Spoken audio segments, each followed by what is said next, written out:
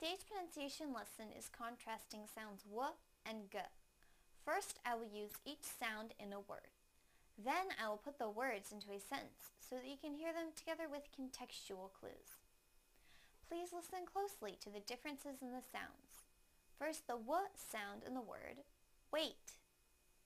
Wait, wait.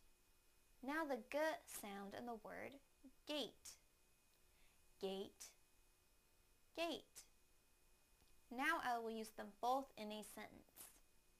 Please wait by the gate. Please wait by the gate. Please wait by the gate.